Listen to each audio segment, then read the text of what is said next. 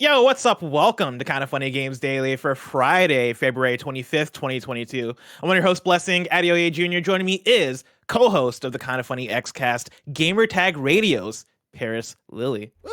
Blessing. Thank you for having me back. It's actually been a while since I've been on Games Daily, so yeah, excited for this. A little under the weather. If I sound a little nasally, been battling a cold this week, but glad to be here. Parris, no cold could ruin how your voice sounds because, of course, you got the best voice here at Kind of Funny, and I would say in the games media side of the games industry. And so don't worry about sounding nasally. You sound great. Also, congratulations. I saw the tweet earlier this morning on the 17 years of Gamertag Radio. Big congrats on that. That's a long time. Yeah, that's huge. So shout out to Danny Pena, aka Godfrey, Nano, his brother. They started it 17 years ago, Gamertag Radio, and it's still going strong. So just, I'm just thankful that I was able to be a part of it, Yeah, absolutely incredible. Parris, how are you dealing with all the Elden Ring talk out there? We were talking a little bit before the show about are we going to play, or are you going to play Elden Ring? Are you not going to play Elden Ring? After seeing the reviews, seeing the 96 on Metacritic right now, maybe 97 because it keeps going back and forth. Is Elden Ring something that you want to hop into? So it's funny because, first of all, shout out to you and everyone else on Xcast for the review. That was fantastic, which also leads into that, and all the other reviews that I've seen has me very tempted to want to play Elden Ring, even though I know it's kind of not for me. I even kind of said that during the week. It's just not my thing, but I totally get it. I do have a PC copy, and I'm highly tempted to want to jump in. But there's just so many other things going on right now, time-wise. I just don't think I can invest the time right now. So I'll give it a shot at some point this year, but probably just not right away. What are you investing time in right now? Are you still playing Horizon? Are you still playing? I know you're probably playing Destiny Witch Queen. Yeah, I'm playing the Witch Queen. Oh yeah, I'm absolutely loving it. This is probably the best Destiny has ever been. Really? From the campaign standpoint, from all just the system level features, RPG features, customizations that you're able to do now, the weapon crafting, everything that they've added in. This is the best that Destiny's ever been, and it goes to show. I mean, the game's been around since 2014, so they've probably just taken so many lessons learned over the years. But from just a story standpoint, narration standpoint, I mean, this is it. This is the best. Wow. So then, what would you say that Destiny Witch Queen is approachable for newcomers? Because I know Greg and Mike have been trying it out a little bit. I've been out of the Destiny games since the launch of Destiny 2, right? Where I played the 80 hours that month that it came out, did the Leviathan raid, fucking loved it, and then bounced off of it because I wasn't somebody who wanted to stay long term. Tried jumping back in with Forsaken because so many people were talking about the story of Forsaken and the twists that are in it. And I was like, cool, let me do that. And I started playing it, and I was like, man, this seems like a lot of work. This seems like a lot of investment. And I ended up not sticking around as much as I wanted to. Would you say Witch Queen is a jumping in point for people that are newcomers, or is it better if you've been on the Destiny journey for years and years? It's a complicated answer. It's a yes or no thing. I would say if you're trying to understand the story of Destiny and just where everything has led up to this is chaos. You're not going to understand it at all. I would say from just a gameplay standpoint, they bring you in. Everyone has an even playing field. You all come in at 1350 power. I think from that standpoint, this is a great jumping off point. You can get in and you can start playing the game, but you're not going to know what's going on. You're going to know, who's this character? Why is this character? What's their motivation? Why are we doing all this? Where's Kate 6? Exactly. Okay, cool. Well, that's good to know. I'm keeping an eye on it. I'm keeping an eye on specifically Snowmike Mike and Greg Miller to see how much they stick with it. And if they stick with it, I think I might jump into it so that I can play with them, because that means that we're all coming in probably at similar levels. But enough about Destiny 2, the Witch Queen. Parris, we got a lot to talk about because today's stories include more Project Spartacus details, DICE Awards winners, and it seems like we got some breaking news about Steam Deck reviews, so we're keeping an eye on that because this is Kind of Funny Games Daily, each and every weekday at 10 a.m. live right here on twitch.tv/kindoffunnygames. We run you through the nerdy news you need to know about. If you're watching live, you can correct us when we get stuff wrong by going to kindoffunny.com/you're wrong. If you don't want to watch live, you can watch later on youtube.com/kindoffunnygames, roosterteeth.com, or you can listen later on podcast services around the globe by searching for KindaFunny Games Daily. Remember, you can use Epic Creator Code KindaFunny on all Epic Store and Epic in-game purchases like Rocket League and Fortnite to help support the channel. To be a part of the show, to patreon.com/KindaFunnyGames, where bronze members or above get to write in, and silver members or above get the show ad-free with the exclusive daily post show. Housekeeping for you, War for the Planet of the Apes in review is now up on youtube.com/KindaFunny and on podcast services around the globe. Thank you to our Patreon producers, Gordon McGuire, James Davis at James Davis Makes, Pranksy, Manny the Bagel Boy Sanchez, and Blackjack. Today we're brought to you by Purple Mattress and DoorDash, but we'll tell you about that later. For now, let's begin with what is, and forever will be, the Wolf Report. It's time for some news. We have 4 stories plus maybe a breaking news stories today. Maybe Baker's dozen. That maybe breaking one being the Steam Deck reviews, which again I am keeping an eye on as that shit comes out. But for now, Parris, let's start with our story number 1. We have some more reported details on PlayStation's Project Spartacus. I am pulling from Jeffy Grubb at GamesBeat. Sony is looking to expand PlayStation Plus by introducing new features and by integrating elements from PlayStation Now. Bloomberg originally reported about these efforts, which Sony internally calls Spartacus, in December. But now GamesBeat can provide some more info on what these new offerings look like. Spartacus is an evolution of PlayStation Plus with 3 tiers. It currently calls those tiers Essential, Extra, and Premium, although those names could change between now and when the service launches. The subscription for these programs is monthly and starts at $10 and goes up to $16. And what do each of these tiers get you? Here's the current plan. At PS Plus Essential, you're going to get monthly games at a price of $10. PS Plus Extra is going to get you monthly games plus a game catalog, and that's going to come at $13. And PS Plus Premium is going to come with monthly games, the game catalog, streaming, classic games, and then game trials at $16. Again, all these prices and names could change, but this is the general outline of what to expect from Spartacus.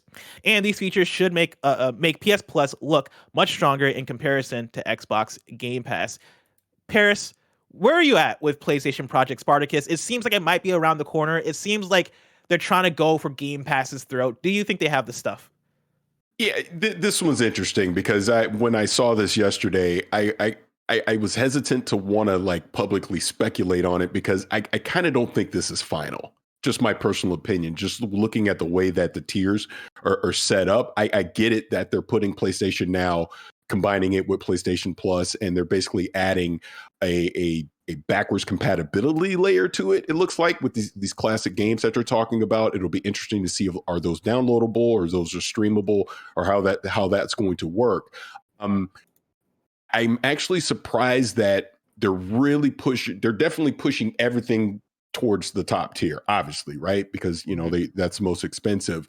But I was hoping that we'd see the classic games at least in a lower tier. So I was surprised to see that if you want to play any classic PlayStation games on your PS5, you're going to have to get the most expensive one. There isn't a layer there. And it also looks like streaming is also tied to the highest tier as well. So I don't think this is final. I do think this will change because it just seems like that middle $13 tier, what's the point to it?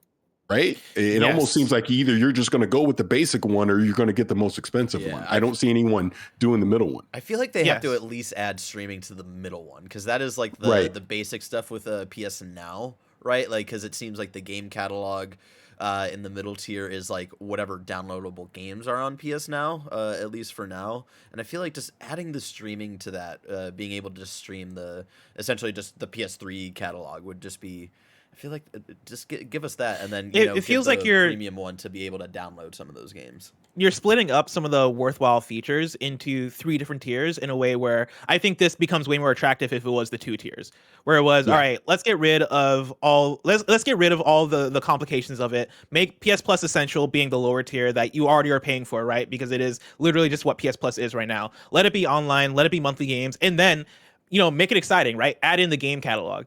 And then at PS Plus Premium, maybe then add in the streaming classic games and game trials and call it a day, right? And game trials, like I'm with you, Parris, that a lot of this seems like it is them figuring it out. And we are probably a month or so away Yeah. from this being officially announced, and they're probably still trying to keep their ear to the ground, see what's working about Game Pass, see what works about other subscriptions, and assessing as the situation goes on. As it stands right now, I do feel like there's a lot of weirdness in terms of where these things land. Why are game trials a PS Plus premium feature? Why am I paying for the highest price for game trials, right? When something like game trials, honestly, like that should be a either lowest tier feature or something that's just available, right? Like demos were a thing that were around during the PS3 and Xbox 360 era and have been around forever, right? But like especially during that era, plenty of games had downloadable demos that you can just try out, and help those will help us make you assess your purchase of like, cool, do I want to play? I'm trying to think of like an actual game that I demoed and it's hard. Oh, do I want to play Infamous 2 because I played the demo of Infamous 2 like crazy?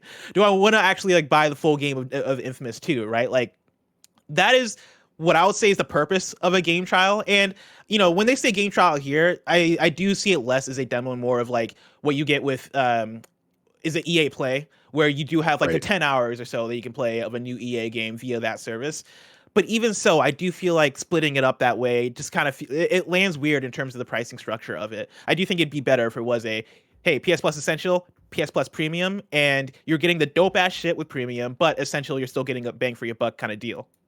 Yeah, completely agree with you on that. And I also say, just because you mentioned Game Pass at the top, Xcast got to get that in, right? Mm-hmm. But this definitely does not seem like a Game Pass competitor, in my opinion. This just seems like an enhanced PlayStation Plus that's going to have some legacy titles thrown in along with cloud streaming, to me, which is fine. That's fine. I don't think there's an issue that I've said for a while. I don't feel that PlayStation needs to compete with Xbox as far as Game Pass goes. I think them doing this makes a lot of sense for what PlayStation does. Look, I may not be a fan of $70 games, but the truth of the matter is PlayStation has been putting out some fantastic exclusive titles. So I don't think they need to leverage a subscription service day and date with their exclusive titles in their service. I think what they're doing, being able to allow us to finally access some of those classic PlayStation games through this service, makes a lot more sense to me. And I do see value in that. Yeah. And I do think that this is, to some extent, kind of the antidote to where PlayStation is at right now, with raising the prices of the premium games to $70 and Xbox Game Pass being such a value for that audience, right? Like I'm with you that I don't think PlayStation needs to or wants to compete directly with Game Pass, especially on the front of putting out your big first party games on that service, right? I think for Xbox that is the killer there, where they're able to put out first party games on Game Pass, and that is something that I don't think any other company can do on that level, right? Xbox has the commitment to do it. That is part of their core strategy. That is not part of the core PlayStation strategy, which is let's make really amazing premium AAA first party games that we're selling 20 million copies of, right? In the case of Horizon Zero Dawn and the numbers that just came out about that, and that are also selling the console, right? Selling the box. I do think that what Game Pass does for Xbox, outside of even just the big strategy conversation that we talk about, is the idea of value and the idea of how much are players in the audience paying for their games. And I do think the more and more Game Pass pushes that limit, the more and more it becomes a bit more visible on the PlayStation side of, man, video games are expensive and they're getting more expensive, and I don't feel like I'm getting as much value on the platform as I can. And I do think that this PlayStation Plus revamp, right, Project Spartacus, seems like a way to just add value, right? How do we compete in terms of value? And I think that is that, right? And that doesn't have to include first-party games. That could include you being able to subscribe to PlayStation Plus Essential and then getting the monthly games, or getting PlayStation Plus Premium and getting a catalog of what probably is right now the PS Now games, right? But then also getting games like Shadow Warrior 3, which is going to drop day and date on PlayStation Now, right? And you imagine will roll into what Project Spartacus is. And you would guess that for the future, you would see more of those games coming out day and date on the PlayStation Plus service, as opposed to in the same way that you see it happen on something like a Game Pass. I think you're going to see that happen a little bit more and more on Project Spartacus. Yep, completely agree. I would say if there was anything I would love to see them add to this that would make sense for what PlayStation does, kind of like you just mentioned, what was it, Shadow Warrior 3, that's a game that's going to be there day and date. I would love to see them do that more with indie titles, where they make deals with some of these indie studios and use that as a way to kind of spotlight those games and give people in the sense of, hey, I'm already a subscriber, I get to check out this great indie game at the same time. Exactly. And I do want to call out this person in chat, right? I'm Black Santa in chat says, yeah, because everyone's so hyped on Shadow Warrior 3.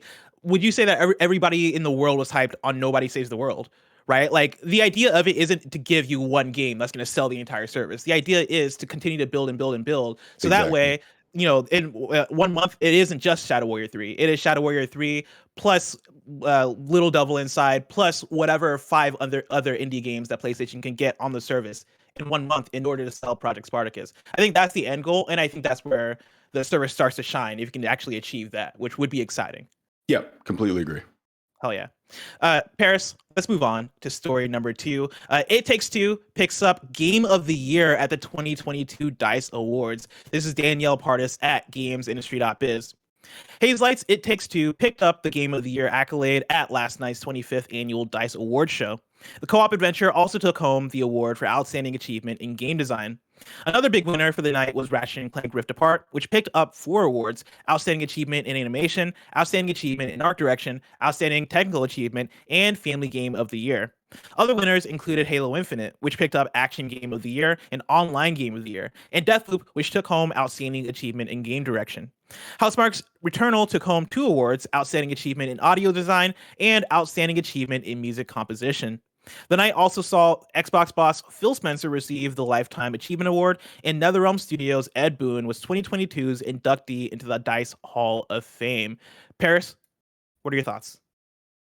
All well deserved, in my opinion. I mean, obviously, Takes Two also got Game of the Year at the Game Awards, so wasn't a surprise to see it get it here as well. I was happy to see Ratchet and Clank get a lot of love here because I really loved that game last year. And then again, when we talk Returnal, to me, I don't think enough people have given Returnal the love the flowers that it needs. Yeah, exactly, man. It's ridiculous. I'm right there with you. Yeah, it's such a fantastic game. I'm knocking on wood right now. I do hope Returnal winds up coming to the PC this year as well, because it definitely deserves a bigger audience of people to check that out. But yeah, everything. Yep, he always does. He always barks when I'm on camera. But yeah, everything that we saw here totally makes sense to me. Well deserved. I will say, I wish Psychonauts 2 got some love here too, but that's it. Other than that, that's a good point. Psychonauts 2 is missing. It hurts me, Parris. It hurts. Yeah. It's just one of those things where like last year was so dense in terms of the amount of games that we got and the amount of games that were like that hit that level that really resonated with a lot of different groups of people. Where like I think I said the same thing about Returnal at the Game Awards, right? Whereas like other games saw more shine. And yeah, like I didn't realize it until you mentioned that Psychonauts 2 wasn't listed here. I'm tapping over to gamesindustry.biz because they did have the full list of winners. And now that you mentioned Psychonauts 2, I'm like curious to see if it won anything. So I'm looking through. I don't think it did. No. Game of the Year, It Takes Two. Outstanding Achievement in Game Design, It Takes Two. Game Direction, Deathloop. Animation, Ratchet. Art Direction, Ratchet. Technical, Ratchet. Family Game of the Year, Ratchet. Music Composition, Returnal. Hell yeah. I feel like Returnal's soundtrack doesn't get enough praise, but the Returnal soundtrack is fucking phenomenal, along with the audio design, which it also won at DICE. Achievement in Story, Marvel's Guardians of the Galaxy. Hell yeah for that. I would have gone for Life is Strange, but I'm not mad at it. Adventure Game of the Year, Marvel's Guardians of the Galaxy, which I feel like the definition of adventure game changes every year, but hey, it's all good. Action Game of the Year, Halo Infinite. Online Game of the Year, Halo Infinite. Fighting, Guilty. Yeah, no Psychonauts 2 on here, right? Yeah, like Forza got racing. Just twisting in the knife blast. Just role-playing Game of the Year. Oh man, not Psychonauts 2, huh? Final Fantasy 14. I wonder what got Sports Game of the Year. Is it going to be Psychonauts 2? Correct me if I'm wrong. It's Mario Golf Super Rush. DICE is more of like more insider. Yeah, it's the voted on by developers and people that work on the dev side. What really blows my mind is like Psychonauts 2 not winning anything at the Game Awards last year. Like, didn't surprise me a lot because there are outlets that are sending in their votes, and there are always going to be those voices at those outlets that really love that game. But I don't think Psychonauts 2 like really grabbed outlets as a whole, so that didn't really surprise me. But like I would have I would have assumed like other developers who played Psychonauts 2 would have been just like really in love with It's like, it. well, like blown away by it. Yeah. I do think it's just the competitive nature of last year, right? Like I don't think it's an indictment on the reception of Psychonauts 2. I think it's more so like there's so much love to give between all of the games that came out last year that at each of these award so shows much there's love going to be give, something and that's you know lost in it. half of the love we're gonna give to Ratchet and Clank. You know, yeah. But that's Ratchet and Clank's a great game. It's a great game. That's kind of the thing about all of it, right? None of the games listed. I didn't look at any of those and go, man, why did that get it? I go, okay, I understand. It's just Psychonauts 2 also deserve to be in there too. It's just unfortunate. But I would say to anybody watching or listening to this right now, if you've not played Psychonauts 2, do yourself the favor, go check it out. It is a phenomenal game. Well deserving of your time. Absolutely. And Barry, I mean, don't speak too soon. I'm looking at the awards right now, right? And like right here, outstanding achievement in character. There's no way that doesn't go to Psychonauts. Oh wait, no, it's Lady Dimitrescu in Resident Evil Village. Are you? They gave it to her again? I should have read ahead. Sitting? Oh my She's God. tall, Barrett. She's tall. What do you want from these guys? Giving awards to memes. Jesus Christ. She's tall. She's hot. From what I understand, she's barely in the game. Yeah, she was in the first fifth of the game, maybe third. First third of the game was Lady Dimitrescu. She was great. Anyway, shout out to the winners of DICE. Also, shout out to Greg Miller, who of course co-hosted once again last night. Absolutely killed it. And also, like, shout out to It Takes Two getting another big Game of the Year award, which is very impressive and very fantastic for that game. Also, shout out again to Phil Spencer. I think getting that Lifetime Achievement Award is well warranted. And then also Ed Boon, like big shout out to Ed Boon for getting inducted to the Hall of Fame. Because like when I think of growing up and the first video game personalities that I started to become aware of, specifically on the dev side, Ed Boon for some reason was one of the first ones that I can remember. And maybe that was just because he was visible. Maybe he put himself like in the forefront. I know like Noob Saibot is literally has his name in it. But Mortal Kombat, I know, means a lot to me, means a lot to so many people. Khalif Adams fucking loves Mortal Kombat, and I know so much of our audience probably loves Mortal Kombat as well. But yeah, like big shout out there to Ed Boon, because you know I would have, if you asked me, I would have assumed he was in there already for what he's done in the last, I guess, like what, 3 decades of being in the industry. Incredible. Parris, before we move on to our next news story, I want to let people know that they can go to patreon.com/kindafunnygames where they can get the show ad free. And speaking of ads, let us tell you about our sponsors. Your to-do list is absolutely bonkers between those meetings, errands, chores, and making sure you get some you time too. So make sure you get a little time to yourself with some help from DoorDash. DoorDash brings you what you want to eat right now, right to your door. Desperately craving late night snacks? Or have you forgot one key ingredient for dinner? Or maybe you just want to stock up for the week? Well, DoorDash has it all in one app. How do I know so much about DoorDash? Well, I'm Greg Miller and I use DoorDash way too much. If you were watching the Kinda Funny podcast when we were talking about a whole bunch of different stuff, Nick mentioned the ice cream place he really liked, and I said, where is there one around me? And I said, yes, there is, and I ordered from it, and I had it on the post show. I was eating ice cream on the post show, giving you a review of the ice cream, all because of DoorDash. For a limited time, our listeners can get 25% off and 0 delivery fees on their first order of $15 or more when you download the DoorDash app and enter the code KindaFunny. That's 25% off, up to a $10 value, and 0 delivery fees in your first order when you download the DoorDash app in the App Store and enter the code KindaFunny. Don't forget that's code KindaFunny for 25% off your first order with DoorDash. Subject to change. Terms apply.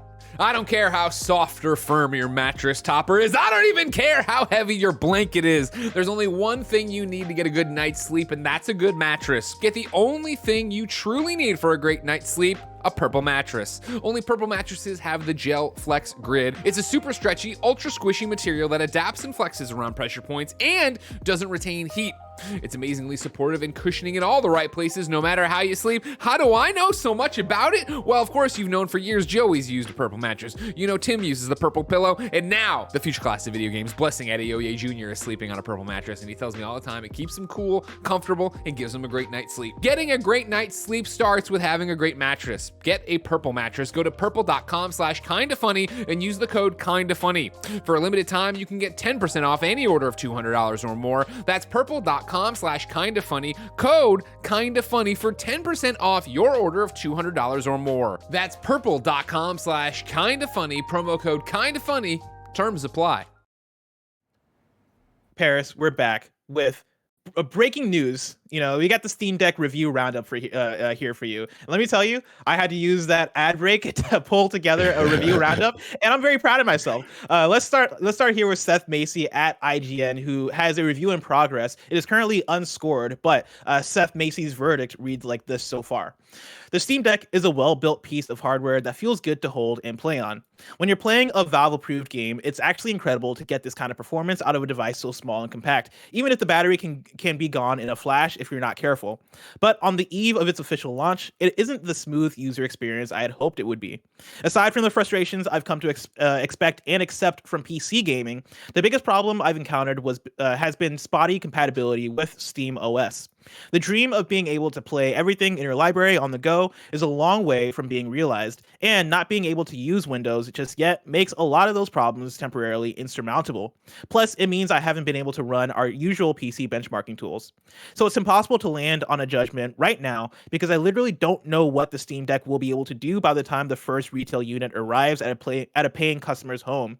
But that won't last for long, so check back soon for the final review and score. And then I have this other review I'm going to pull from The Verge. It is written by Sean Hollister, and the review is titled Steam Deck Review, It's Not Ready. They gave it a 6.5 out of 10. I didn't necessarily have enough time to pull a verdict paragraph because they don't have a verdict paragraph. What they do have is a nice list of bullet points of good stuff and bad stuff. The good stuff reads like this. All right, good stuff. Powerful, high quality hardware at an unheard of price. Infinitely customizable controls makes decades of games playable. It easily lets you balance performance and battery drain, suspend and resume games, and then doubles as a full Linux PC. And then for bad stuff, unfinished, buggy software, noisy fan that almost never stops whining. Some of the most popular games still don't work, and then 2 hours or less of battery life at the highest fidelity. Parris, both me and you have a Steam Deck on deck, right? That we've Right. pre-ordered essentially. We put the $5 down so we can wait for our spot in line to do it. Bear, I think did you mention you did that too? Yeah, back in December, so it was a few months after pre-orders went up. As these reviews are coming out, Parris, where are you at? Are you excited about your money down? Are you excited to get a Steam Deck in to try it out? I'm a new gadget guy, so I still want one, despite what The Verge is saying. What concerns me is the battery life. The buggy software, not having enough games, compatible yet. They'll get that resolved. I'm not too concerned about that, but it sounds like the battery life and the fact that the fan is so noisy, that does concern me a little bit. So much so that maybe it is a good thing I'm not getting one day one. Maybe I can kind of sit back for a few months while I wait on mine to come in and kind of see how it is out in the real world, when it gets into consumers' hands. But I mean, overall, the concept of the Steam Deck truly excites me because I do see it getting to a place where my entire Steam library is going to be with me on the go. And that's just like the dream, right? To be able to do that. So we'll see. And the fact that it is basically a Linux PC that's fully customizable, you could eventually get Windows on it, do some other things with it. I do see this being a useful piece of hardware that's just going to spur innovation even more, because if Valve's doing this now, someone right now is trying to copy this and is going to do it as well. So I'm excited for it, and we'll just see how it plays out here over the next few weeks. And to pull in other things, because I know this is breaking, and Bless, I know you're only able to pull as many as you can. I'm sitting on the GameSpeed one right now. If that's the one you're about to go to, I'll bring Jeff Grubb from GameSpeed, who has a very glowing review and says it's his favorite gaming PC ever made. I'm trying to scroll down to see if I can get a good excerpt here. Oh, this seems good. In the gaming community, we get really hung up on boxes. We like our imposing desktop PCs and new generation consoles so much that we often forget that they exist to serve us games. What the Nintendo Switch emphasized is that serving people games wherever they are is probably more important than things like graphics and HDR. Valve has taken that concept and brought it to the wide open world of PC gaming, and the Steam Deck is a success because it emphasizes that experience. When I first got the deck, I was planning on installing Windows. Now I don't know if I ever will, because Steam OS is so fantastic at putting my Steam games front and center, and it's also built to give me specific granular control over how those games and the system performs so that I can get the most out of the device. A handheld is more relational than a console. It's something you hold and something you build a bond with. And Valve has lived up to its end of that relationship. It has proven that it cares deeply about having the best experience possible, and that in turn enables players to build this intimacy with games that handhelds are famous for. I love my powerful desktop and my new consoles, but I would give them up to keep the Steam Deck experience in my hands. Which, wow, that is a very glowing review. Parris, to bounce off of what you're saying, right? Like, the concept of the Steam Deck excites me. The promise of the Steam Deck excites me. I like the idea of being able to play these games on the go. And what Jeff Grubb is describing here in terms of not thinking about it as a PC like tech experience, and more so thinking about it in terms of like an intimate, like, hey, this is a cool piece of tech that I can play in a way that I'll play my Switch, which is, I'm in bed playing it. Like, it is more personal. I'm not looking for fidelity out of it. I'm just looking for that, for an additional way to experience the games I love. I do appreciate that idea of it. I know for me now, seeing those reviews, especially the Verge one, right, giving it 6.5, I'm also in the place where, like, I'm excited that I'm not in that first wave.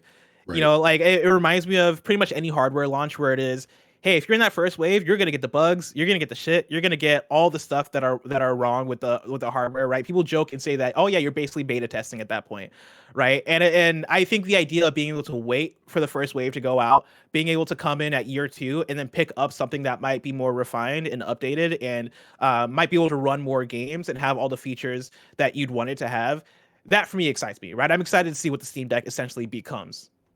Yeah, completely agree. That's what I'm saying.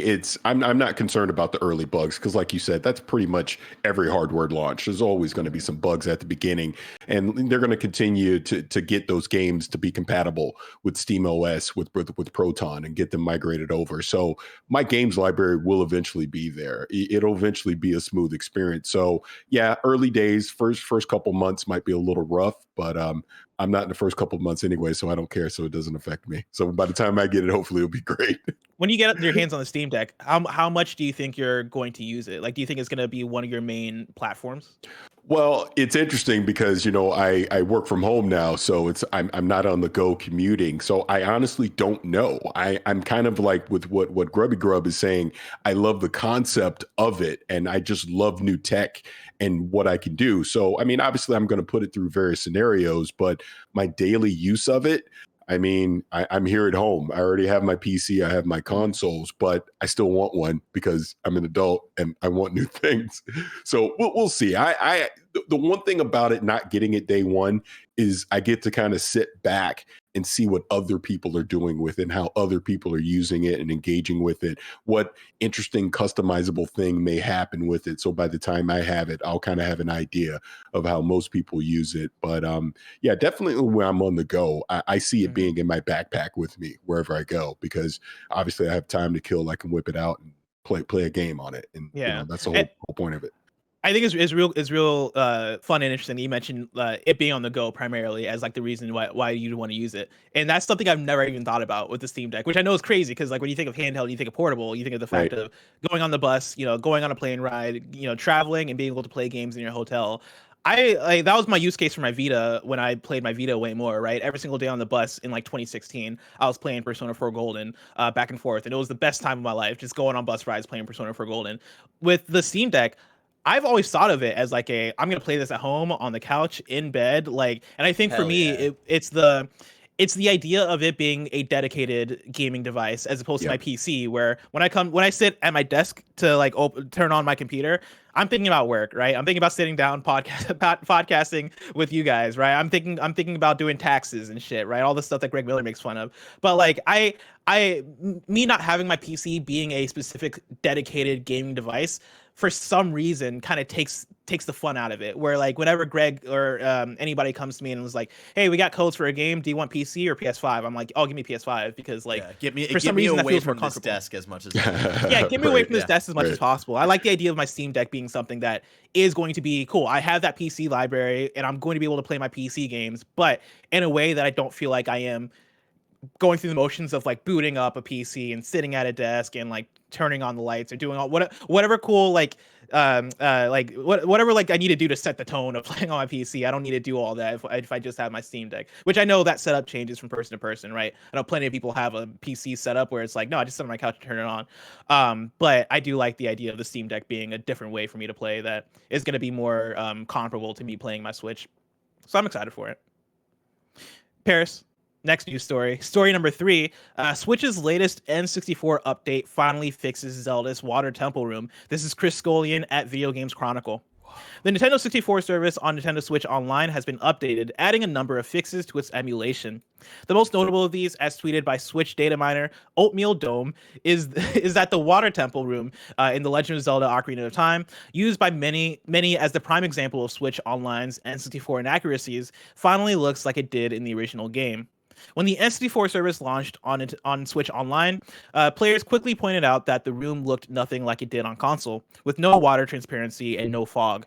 An update in January fixed the water, but there was still no fog. This new update appears to have reinstated the fog, finally making the scene more accurate to its original design. Other users have taken to Twitter to point out more fixes introduced in the new update. A bug that was causing Paper Mario to crash and wipe save data if Mario died while partnered with Watt has been fixed, according to Gaming Boy 256. I love these usernames. Yeah. However, some issues still need to be addressed. As Yakumono points out, Dr. Mario 64 still has the wrong transition effects, and the Inviso boss in Yoshi's Story still shows an incorrect effect when it turns invisible. Plenty of issues still remain, however, including the Switch Online app's apparent lack of support for the controller pack, the N64's memory card. Parris, are you someone that's been trying out the Switch Online N64 stuff? No, I have not. So actually, when this news story came up, it's interesting to see that, you know, they're obviously going in and continuing to iterate and fix issues as it goes along. But I fully admit, no, I've really not deep dived in any of the N64 stuff on the Switch Online. Yeah, I'm somebody who has, and week 1 when I was diving in hard, I found it to be a bummer just in terms of how things ran, right? Like, you know, there's the stuff that I think we could have already assumed in terms of controls not being able to be remapped and like the issues that are already existed in that online service. But yeah, like the emulation just wasn't there, right? It seems like if you're somebody who pays attention to emulation and wants to play the best versions of these games, there are other options still available for you that would get you better performance out of these games than what Nintendo's offering. And like that shouldn't be the case because you're Nintendo, right? Like you have the Switch, you have these games, you have the properties, you should be able to deliver this stuff to us in a way that feels like we're playing the best versions of these games. And so like for me, that was something that was disappointing, even though I still did love the novelty of being able to play Mario Kart 64 on the go, and I still played so much of these games.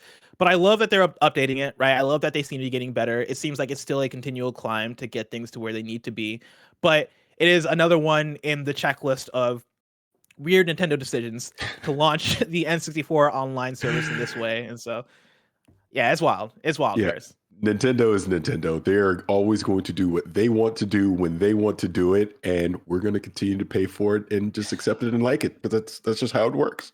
It's how it works. And also, I will say that now that we are months past the launch of it, right, of the Switch expansion pack, I do feel better, a little bit better about the money spent, knowing that I'm going to get the Mario Kart DLC. I think that plus them adding a few more games to N64 Online has like smoothened that out a little bit.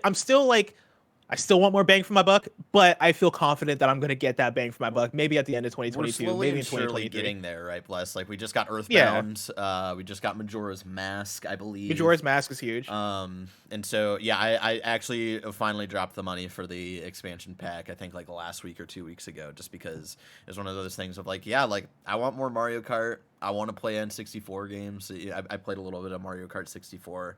Earlier this week, and it was a fun nostalgic trip. So I think slowly, but in the classic Nintendo way, you know, at first it's gonna be like why, and then it's like what the fuck are you doing? Next couple of years, it'll be like, all right, like this is cool. I'm glad that I'm spending. They kind of settle into it. Yeah, like Nathan, the viewer in chat here says the Animal Crossing DLC is worth it, and I think that is the thing where I'm not somebody who plays Animal Crossing. That's not my type of game. But if you did play Animal Crossing, if you're Gary Whitta and you have a family of people that play Animal Crossing, you pay for the family plan, and that's a great deal, right? Yeah. But I'm like I'm on a single plan. I don't play Animal Crossing, and so for me, Mario Kart DLC plus the N64 games makes it a bit more worth it. But if you happen to be somebody who's a Nintendo diehard and is gonna play the N64 stuff and also does play Animal Crossing and Mario Kart 8 Deluxe, which is probably most people with a Switch, honestly, like those games have sold to like Animal Crossing hit over 30 million. Mario Kart 8 Deluxe is still the best selling game on the Switch.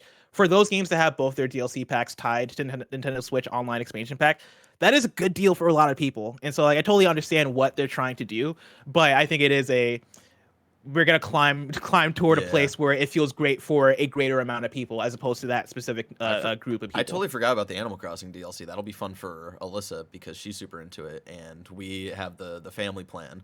And spring break's coming up, I think in a month or two, so that might be her life for hell yeah for her break. For a second, I forgot that Alyssa got spring break off, and you got me excited because I was like, oh shit, do we get spring break off? We don't get spring break off. No, that's not a thing. That's not a thing, sadly. Not. Story number 4, we got a PC PSA for you. Elden Ring is working out its PC performance issues. I'm pulling from Ari Notice at Kotaku.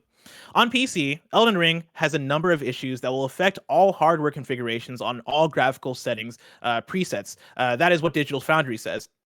Back to Kotaku, when you encounter new enemies in regions, you can run into micro stutters of 250 milliseconds. Those are in addition to Stark drops when you're covering a lot of ground through the open world. In some instances, reportedly dipping from 60 FPS to 40 FPS multiple times per minute. Washington Post reporter Gene Park, who's played 40 hours of Elden Ring for review in progress, described its PC performance as rough initially, and recommended that you play on a next-gen console. Bloomberg's Jason Schreier, who clocked 35 hours, made note of a handful of crashes, though said he still preferred playing the PC version over the PS5 one. Voice actor Yang Ye said he played Elden Ring with the day one patch installed, yet still experienced stutters and bizarre slowdowns on PC. Publisher Bandai Namco addressed Elden Ring's PC issues in a blog post this morning, saying a patch will address everything from frame rate issues to mouse sensitivity, plus a rare problem where an easy anti-cheat fails to launch. Bandai Namco did not specify a date or timeline for the patch. I figured that would be a good PC PSA. If you're a PC player out there, be aware that these issues are happening, but it seems like you're going to get a fix at some point. And coming off of that too, one I'll bring in while we're here. This broke yesterday when it didn't even break. This is a thing that's kind of been ongoing, but Elden Ring's PC performance issues have led to a 40% negative review count on Steam, and most of those reviews saying that people are experiencing PC performance issues. So be aware if you're playing Elden Ring on PC, if you're experiencing issues, you're not alone. So 2 things on that. First off, I love that Young Ye is now known as a voice actor because he's been doing an amazing job with that. Second part is, I get the issues that it's having on Steam, not on Steam, but just on PC as far as, with all the stuttering and everything that's going on, which may have led to some of the negative reviews, obviously, though they'll get it fixed. But have you seen the concurrence on Steam? Oh my God, yeah. I mean, look, regardless of that, like I said, I'm not playing it right now, but regardless of that, it was over 700,000 last time I saw. So from Daniel Ahmad, right, some day one stats for Elden Ring: 765K peak concurrent players on Steam. Wow. That is versus 130K for Dark Souls 3 and 125K for Sekiro. It is the number 7 PCCU of all time, which I actually don't know what PCCU stands for. Parris, I don't know if you know, as somebody who plays more PC than me. No. Chat, KindaFunny.com/you're wrong. Let us know what that means. Maybe PC concurrent users. That sounds right. Yeah, that has maybe to be so. Yeah. And then 910K peak concurrent viewers on Twitch. That is versus 280K for Sekiro and 276K for Dark Souls 3. And it's the number 16 game PCCU of all time for Twitch Tracker, which I'm going to assume peak concurrent users, unless somebody can prove me wrong. Chat's confirming your People are saying I'm right? Yeah. Concurrent? Okay, thank you so much for that. But yeah, no, Elden Ring is dominating right now.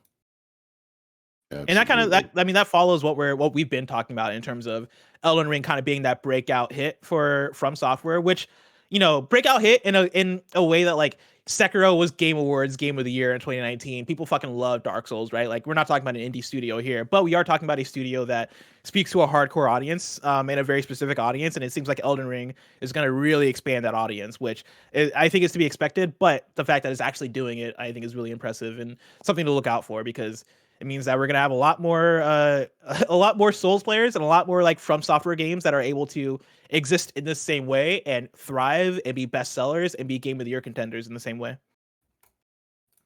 Parris, so if you play, at the beginning of the show, I asked you if you're gonna play Elden Ring, right? And you said you're gonna give it a try, right? Yes. If you had to guess, how many hours do you think you're gonna put in Elden Ring? as somebody who's not that type of player? I mean, because I would want to give it a fair shot. It seems like just based on these reviews, I need to at least give it about 40 hours. No. Oh, you're gonna give it 40 hours, you think? Yeah. Hell yeah. But I'm that's like, also why I'm saying I know I need that to cut out that amount of time. So that's why I'm not jumping in right now, because obviously it's review season and we're doing like 1,000 other things. I thought you were gonna say like what I usually do, which is like 5 to 10 hours. yeah, I was expecting like, oh yeah, I'll give it a 5-hour shot. If I'm into it, I'll continue. If I'm not, I'll bounce out. But 40 hours is a good commitment. I mean, I love open world games, so it's not even the thing of that I can't get into that genre. And obviously, I understand the Souls concept, and I like playing games like Returnal and things like that, roguelike games. So I think I can get into it. It's just I know I've never really given that type of game, a Souls game, a chance. And I see it needed a big time commitment. So I was like, this isn't going to be for me right now. I'll try later. I feel like we'll get into the summertime and there'll be a lull in games. And then I'm like, all right, let me jump into Elden Ring and commit some time to it. Yeah, I'm currently about 33 hours into Elden Ring, and it's one of those ones where even though you say 40 hours, even though that sounds like a lot, Elden Ring I think is an easier game to kind of go down that rabbit hole and put in that many hours into. Like I saw Andy posted his like Steam screenshot of like 90 hours, and I think I could see myself potentially getting there too, with how much the world is just made for you to just exist in it and get lost. It's funny because like a big talking point for Elden Ring is how vast and wide and huge and long the game is, right? But like a month ago when Dying Light 2 was like, hey, it's going to take 500 hours or 90 hours to like complete the game, people were freaking out about that in a way where I was like, damn, like you guys are kind of going hard in Dying Light 2. But I think that also comes with the kind of game, like the kind of games that demand that kind of time for you, where Dying Light 2, I put in my, I want to say like 30 hours overall, maybe like 27 hours overall. And I felt done with it, right? I enjoyed that time. And like in a world where there wasn't anything else to play right now, I'd probably put in more time into Dying Light 2.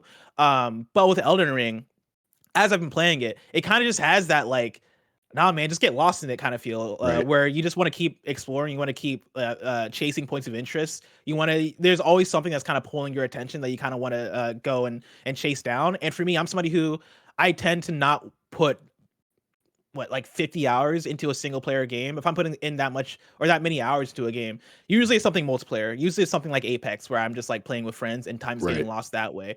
For a single player game, it's either Persona or it's something that really gets me in that way with the gameplay loop. And Elden Ring seems like it's one of those that the gameplay loop is really pulling me in a way where I could see myself losing 60 more hours into it. Oh, that's great. Like as an example, like The Witcher 3, I've easily put in probably 500 hours into that game, right? So when I think of giving up 40 hours to this type of game, which is another open world and like everything that you're describing, I think it's worth the time commitment. So I'm willing to do that. Parris, I'm excited to see if you hit that 40-hour mark in Elden Ring, but that is just so far away. If I wanted what's coming out to mom and pop shops today, where would I look? The official list of upcoming software across each and every platform as listed by the KindaFunny Games Daily Show hosts each and every weekday. Yeah. Out today, we got Grid Legends for PS5, PS4, Xbox Series X, Xbox One, and PC, Tormented Souls for PS4 and Xbox One, Moto Rotor MC for PS5, PS4, Xbox Series X, Xbox One, and Switch. Oh, I always mispronounce this one. Atelier or Atlier. It's one of those two, and I always flip it. Atelier Sophie 2 The Alchemist of the Mysterious Dream. Goddamn, what a title. For PS4, Switch, and PC. Elden Ring for PS5, PS4, Xbox Series X, Xbox One, and PC. Tux and Funny for Xbox One. People in chat are saying Atelier. Slip Crate here says Atelier. Atelier. Atelier. Yeah. Oh, everybody in chat is saying something different. Atelier. Is it French? Yeah, you got to like put the John. If it's French, then I know the pronunciation because it's Atelier in that case. Yeah. Atelier. Okay, we got it.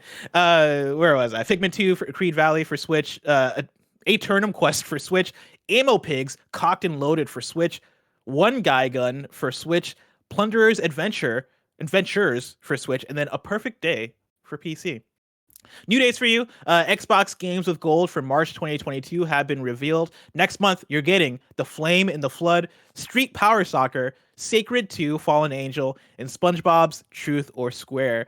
Parris, as a host of the Kind of Funny Xcast, does that do it for you? Xbox Games with Gold, March 2022. Games with Gold at this point is what it is. You know, I don't put any stock. That was me baiting you, if I'm being honest. Yeah, like I knew the answer. Yeah, I know. I mean, look, they're in the Games Pass business these days, so Games with Gold. Honestly, let me say this: I'm actually shocked that they still have Xbox Live Gold. To be honest with you, you would think at this point they would just bundle it, just get rid of that, and just go, hey, go get Game Pass, and everything that you would get would be through Game Pass. So it's surprising that it's even still around at this point. Now, Barrett, you have pulled up here gameplay for SpongeBob's Truth or Square, and it looks like Battle for Bikini Bottom. Barrett, was this your jam when it came out? No, this game isn't great. This Really? no SpongeBob game I think is really, like, they've tried to do Battle for Bikini Bottom. They've tried to capture that, and I don't think any of them have really hit that high since. We'll see with the new spiritual successor to Battle for Bikini Bottom that they're working on, that they announced last year. We'll see if they can. I forgot that was happening. I know. Yeah. I'm so stoked for that game, but yeah, this game wasn't it. Oh, wow.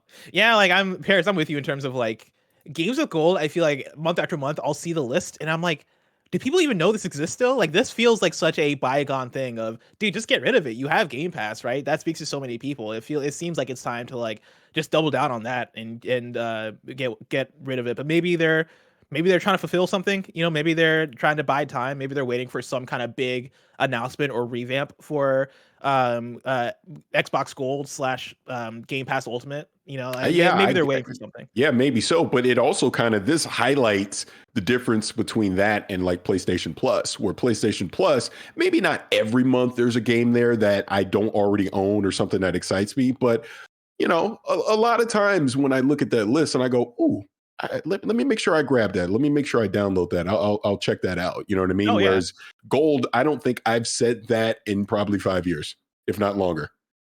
Yeah, like PS Plus for next month. That was announced a few days ago, and it looked great, right? Like it is. I'm trying to find, because I know Ghost of Tsushima Legends is on there, Ark Survival Evolved is on there, Team Sonic Racing, and Ghost Rider. Yeah. That's a fucking fantastic month, and it goes back to that original news story that we were talking about, right? With like Project Spartacus and the difference in strategy for PlayStation and Xbox, where Game Pass is doing it right now for Xbox, right? Like that is the thing to lean into. Where for PlayStation, they still see that value in PS Plus, and PS Plus really being the subscription service that they push. And so for them, yeah, it makes sense to support it in that way and go hard or go home with it. And so it's not surprising, but it is also like when you read the listing, it's like, God damn, Street Power Soccer? Is that where we're at? All right, I guess, you know.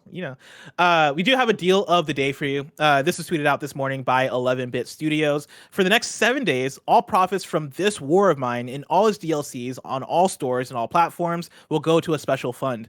A week from now, this money will go to the Ukrainian Red Cross to directly support victims of war in Ukraine. And so if you're looking for ways to support, go check that out. Buy this war of mine. All that money is going to go to support Ukraine. And if you've not played this war of mine, very fascinating game. Of course, it's like a survival game that takes a very interesting approach into conveying the toll of war. Like it is it's a heart-wrenching game.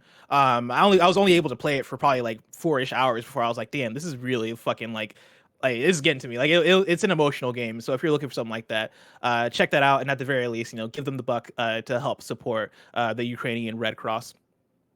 Parris, now it's time to squad up. Of course, people can write in to patreon.com/KindaFunnyGames where they can get the show ad free. They can get us their questions and they can also get us their squad ups, just like Theo John did. Theo John writes in and says, "Hello, KFGD crew. I hope you guys are doing well.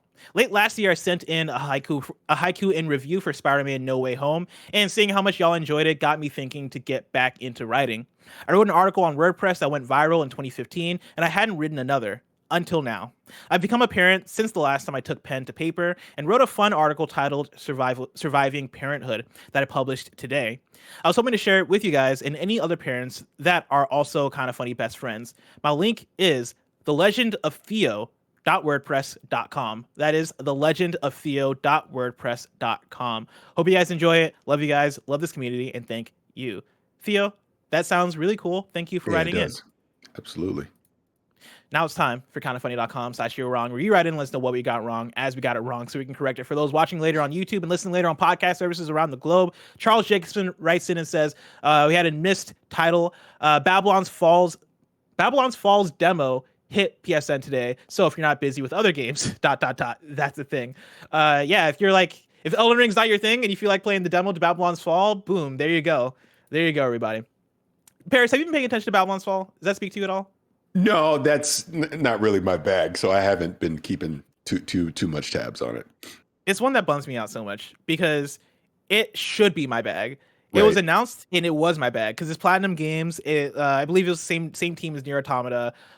Game looked really cool, looked really promising, and then reemerged years later looking like a completely different game. And they said it was a games as a service, and it seems like people aren't liking it. The preview impressions are not great out there, and it bums me out because I fucking love that studio and I wanted to love this game. But hey, who knows? Maybe it comes out day one and it turns out we were all wrong. It turns out it slaps, but we'll have to see. Of course, it's Friday. It's the end of the week, so I can tell you about next week's hosts. Next week looks like this. On Monday for KFGD, we have question marks and Tim. Tuesday, we have Greg and Gary Whitta. Wednesday, it's me and Andy. Thursday, it's Greg and Tim. Then on Friday, it's Greg and me. If you're watching this live on Twitch right now, after this is Mike and Barrett playing some God of War. If you want to catch that stream later, you can subscribe to youtube.com/kindafunny. What's that? I'm just looking at the chat because I got a cold and someone's like, I'm crying tears for Babylon's Fall. Yes, I am. Oh yeah. Oh, you're not the only one. Yeah, I'm dude. I feel that. Babylon, it looks so good, Parris. At the reveal trailer, it looked fucking immaculate. And then I think there was one gameplay trailer after that also looked really good. But then it appeared at what was it? It must have been who publishes Babylon's Fall? It must be Square Enix. Chat, correct me if I'm wrong. I think it was Square Enix that published it. It was at their E3 thing, and it showed up, and it just did not look as good. It was during that weird E3 press conference too, where it was Final Fantasy Origin, and it was Guardians of the Galaxy, and none of the showings looked great. Thankfully Guardians came out and was way better than people expected, but it was one of those ones where everybody was like, "What the fuck did we all just watch together?" Was that a weird press conference? And yeah, it was a weird press conference. But we'll see. Who knows? Again, maybe it comes out. Maybe it's Guardians of the Galaxy. It won't be. But hey, a man can dream. Yeah. Remember, this has been Kinda Funny Games Daily. Each and every weekday live right here on twitch.tv/kindafunnygames. We run you through the nerdy news you need to know about. We have a Patreon post show for those that are subbed at the silver level of patreon.com/kindafunnygames. So stick around for that. Otherwise, until next time, Game Daily.